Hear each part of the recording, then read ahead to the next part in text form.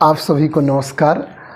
आज जो है पहले चैप्टर का थ्योरी में लास्ट लेक्चर है। यहाँ पर कुछ टॉपिक्स हैं छोटे छोटे जो बहुत ही महत्वपूर्ण हैं। उसी में ये है जिसे संक्षारण, जिसको कोरोजन कहते हैं, और हम सामान्य भाषा में जानते हैं मूर्छा, जंग लगना। तो हम सामान्यतः केवल लोहे में जंग जानते हैं, ठीक है, जो हम जर्नली जान पाते हैं। संक्षारण का मतलब होता है जंग लगना, जंग लगना, ठीक है। क्या होता है जंग लगना, जिसे क्या कहते हैं मूर्छा। ये क्या कहते हैं मूर्छा लगना हिंद देहाती में, यानी कि ऐसी भाषा जिसमें आप समझ सके।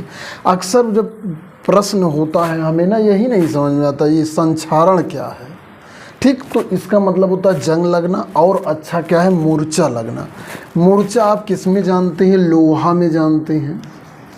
किस में जानते हैं? जिसे यफ़ी से, ये यफ़ी लोहे का सूत्र है। अभी मैं बताऊंगा इसका रिएक्शन क्या होता है। लोहे में लगता है आपका, चांदी में लगता है, उसके बाद कॉपर में लगता है, उसके बाद आपका क्या कहते हैं एल्युमिनियम में लगता है। एल्युमिनियम एल बना दे रहे हैं सिंबल। इन चार में मैं आपको जंग लगना बता दे रहा हूँ। आप देखिए यहाँ पर ये जो है आपका जो लोहा है, लोहा ऑक्सीजन से क्रिया करता है।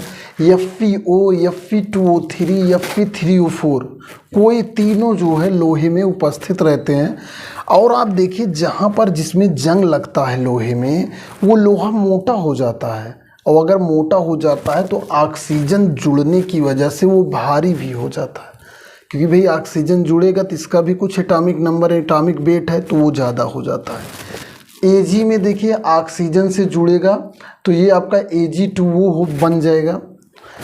उसके बाद कॉपर जुड़ता है तो एक Cu2O और CuO हो जाता है। एल्युमिनियम में जुड़ता है O से तो Al2O3 हो जाता है। सबसे बात ये जो है आपका क्या होता है, आयरन भूरे कलर का हो जाता है। एक तरह से कहिए कौन सा, ये कलर भी परीक्षा में कभी कभी पूछा जाता है, भूरे कलर का। चांदी जो है आपकी काली कलर की हो जाती है। जब सब लोग चांदी पहनते हैं तो उसमें देखिए काली काली गंदगी लग जाती है, तो वो इस वजह से होती है। उसके बाद कॉपर में जो है आपका ये हरे रंग का हो जाता है, ऑक्सीजन से क्रिया करके हरे रंग का हो जाता है। और एल्युमिनियम जो है, इस पे जो है जब Al2O3 बनता है, आप नई एल्युमिनियम की चद्दर लगवाइए या स्लाइड वलाइड करके लगाइए। उस पे जो फिल्म होती है उस पे लिखा रहता है कि एल्युमिनियम की फिल्म जो है 45 दिन बाद निकाल दीजिए, ठीक। 45 दिन बाद उसकी पन्नी निकालेंगे तो चमकेगा, लेकिन अगर तुरंत निकाल देंगे ना तो वो 2-3 दिन बाद गंदी, कहने मतलब ऑक्सीजन, बहुत ऑक्सीजन से रिएक्शन करके Al2O3 बना देता है, जिससे जो है एल्युमिनियम की चमक चली जाती है।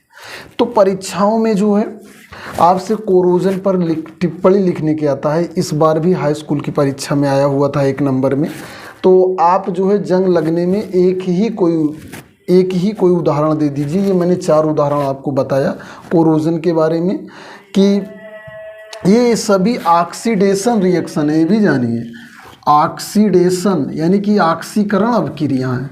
क्यों भाई? देखिए ऑक्सीजन का जुड़ना जो है आपका ऑक्सीकरण हो गया, ऑक्सीजन का जुड़ना ऑक्सीकरण, ठीक।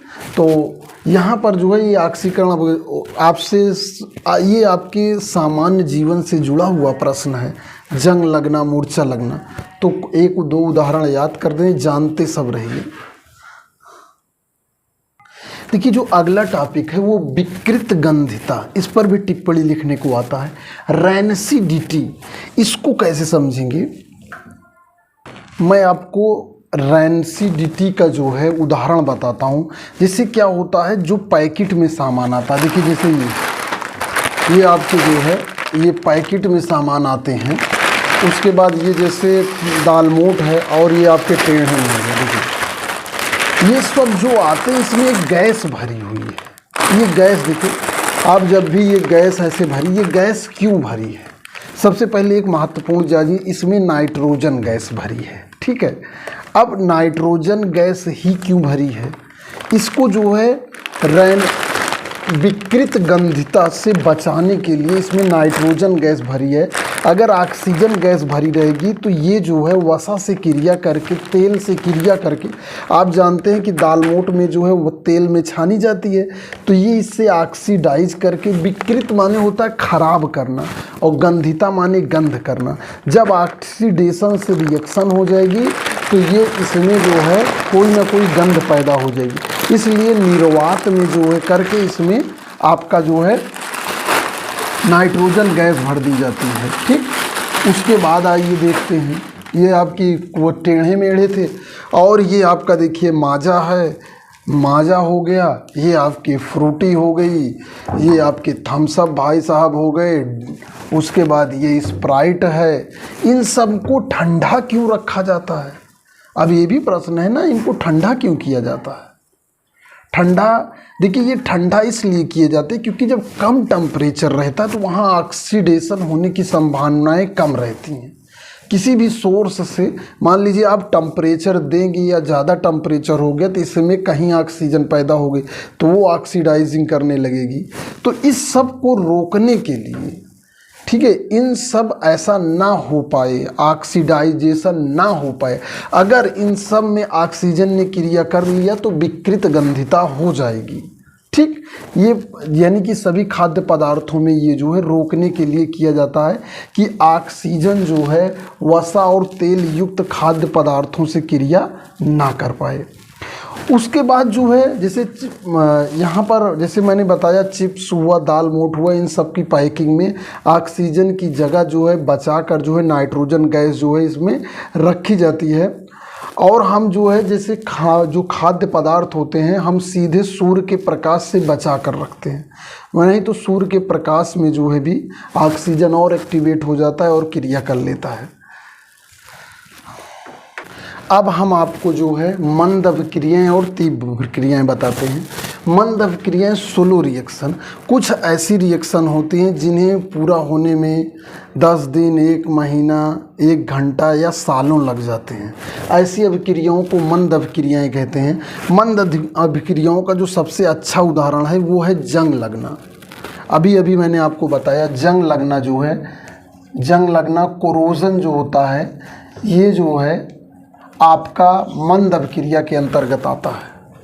ठीक है, उसके बाद मंद अभिक्रिया आपने परिभाषा, ऐसी अभिक्रियाएं जिनको होने में एक बहुत लंबा टाइम लगता है वो मंद अभिक्रियाएं कहलाती हैं। उदाहरण के लिए जंग का पूरा डिटेल लिख दीजिए, कोरोजन। ठीक, तीव्र अभिक्रियाएं क्या होती हैं? ऐसी अभिक्रियाएं जो बहुत ही फास्ट होती हैं, 10⁻⁻6 सेकंड में हो जाती हैं। 10⁻⁻6 यानी कि सेकंड को 10⁻6 से भाग दीजिए, जो टाइम आएगा वो जो है 0.0000001। इतने छोटे सेकंड में समय में रिएक्शन अभिक्रियाएं हो जाती हैं। अभिक्रियाएं जो है बहुत माइक्रो सेकंड कहते हैं इसको, क्या कहते हैं, माइक्रो सेकंड में हो जाती हैं, वो आपकी तीव्र या फास्ट अभिक्रियाएं कहलाती हैं। तो ये दोनों में अंतर होता है। इन माइक्रो सेकंड में अभिक्रियाएं होती बहुत ही फास्ट होती हैं। ठीक है, इसीलिए जो है जैसे मान लीजिए हमें कोई टच करता है, यहाँ पर छुआ, तो हमारे दिमाग को तुरंत सूचना पहुँच जाती है। ठीक है, क्योंकि ये माइक्रो सेकेंड्स में सूचनाएं ट्रांसमीटर द्वारा भेजी जाती हैं। तो यहाँ पर जो फास्ट अभिक्रिया बहुत तेज़ होती है और स्लो अभिक्रिया जो है बहुत ही धीमी होती है। उदाहरण आपको बीच में बता दिया जाएगा। ये आपका जो है उदाहरण है, सिल्वर नाइट्रेट सोडियम क्लोराइड से क्रिया करता है तो आपका सिल्वर क्लोराइड और सोडियम नाइट्रेट बनता है। तो ये एक फास्ट रिएक्शन है जो माइक्रो सेकंड में हो जाती है। ये आपका तीव्र अभिक्रिया का उदाहरण है। उसके बाद मंद अभिक्रिया का उदाहरण आपका जंग लगने वाला उदाहरण है। अब देखिए ये भी कभी परीक्षा में पूछ लिया जाता है, एक विस्थापन अभिक्रिया या एकल विस्थापन अभिक्रिया। एकल विस्थापन अभिक्रिया, देखिए विस्थापन डिस्प्लेसमेंट मैंने बताया है कि जो है एक तत्व क्या होता है दूसरे तत्व को अभिक्रिया से हटा देता है। ठीक है, उसके बाद यहाँ पर डिस्प्लेसमेंट मतलब प्लेस को हटा देता है। तो यहाँ पर देखिए इसमें एकल विस्थापन में क्या होता है, केवल एक तत्व हटाया जाता है। द्वि विस्थापन में दो तत्वों को हटते हैं, एक दूसरे को हटा देते हैं। जैसे देखिए CuSO4 plus zinc, copper sulphate जब जिंक से रिएक्शन करता है तो जिंक क्या करता है, जिंक कॉपर को जो है हटा देता है। तो यहाँ जिंक SO4 प्लस Cu निकल जाता है। क्योंकि केवल एक का ही डिस्प्लेसमेंट हो रहा है तो इसलिए इसे जो है एकल विस्थापन अभिक्रिया कहते हैं। केवल इसी पे 1 नंबर पे टिप्पणी लिखने को आ जाता है। उसके बाद देखिए द्वि विस्थापन अभिक्रिया में आपका क्या होता है, द्वि विस्थापन अभिक्रिया में डबल डिस्प्लेसमेंट रिएक्शन में आपका AgNO3 NaCl, देखिए अभी मैंने इसे जो है आपको तीव्र अभिक्रिया में बताया, वहाँ तीव्र अभिक्रिया है, यहाँ पर दो जो है दो का एक्सचेंज हो रहा है। सोडियम की जगह Ag आ जाएगा, पहला डिस्प्लेसमेंट रिएक्शन, सोडियम की जगह Ag आ जाएगा, ठीक है, सोडियम की जगह Ag आ जाएगा, Ag की जगह सोडियम आ जाएगा। ये आपका डबल डिस्प्लेसमेंट रिएक्शन हो जाएगा। तो यहाँ पर जो है बच्चों इसको भी जानते रहिए कि ये भी अंतर भी पूछ लेता है कि एकल विस्थापन अभिक्रिया क्या है, द्वि विस्थापन। सबसे बड़ी बात ये है कि अब जब इसके बाद प्रैक्टिस कराई जाएगी तो वहाँ पर क्वेश्चंस आपको कराए जाएंगे, तो वहाँ पर आपको उदाहरण दिया रहेगा और आपसे पूछेगा कि इसमें क्या हो रहा है, जो हो रहा है वो क्यों हो रहा है। ठीक, तो ये छोटी छोटी बातें आपको याद होनी चाहिए कि रिएक्शन देखकर उसमें डबल डिस्प्लेसमेंट है कि सिंगल डिस्प्लेसमेंट है, फास्ट रिएक्शन हो रही है कि तीव्र रिएक्शन हो रही है। आपको उदाहरण से बहुत सारी चीज़ें समझना पड़ेगा। उसके बाद जैसे आपका ये जो है ये, तो यहाँ पर जो है लगभग पहले पार्ट की मैक्सिमम थ्योरी को कवर कर लिया गया है। जो भी कहने का मतलब अगर 1-8% कहीं छूट रहा है तो उसे जो है प्रैक्टिस के साथ जो है कर लिया जाएगा। वैसे सारे जो है पॉइंट्स को कवर कर लिया गया है। इतना अगर आप तैयार कर लेते हैं तो परीक्षा की दृष्टि से कोई भी चीज़ छूटेगी नहीं। एक एक बिंदु को जो है बाकायदा कायदे से बता दिया गया है। आप उसे जैसा मैंने बताया है उसे आप उसे नोट कर लें उदाहरण सहित अपनी कॉपी में, और जिससे आप जो है बार बार उसे पढ़ सकें और अच्छी तरह से समझ सकें। ठीक है, तो आगे जो है हम आपको प्रैक्टिस कराएंगे। इस वीडियो में इतना ही। मैं गुलाब चंद मौर्य, साइंस टीचर। धन्यवाद।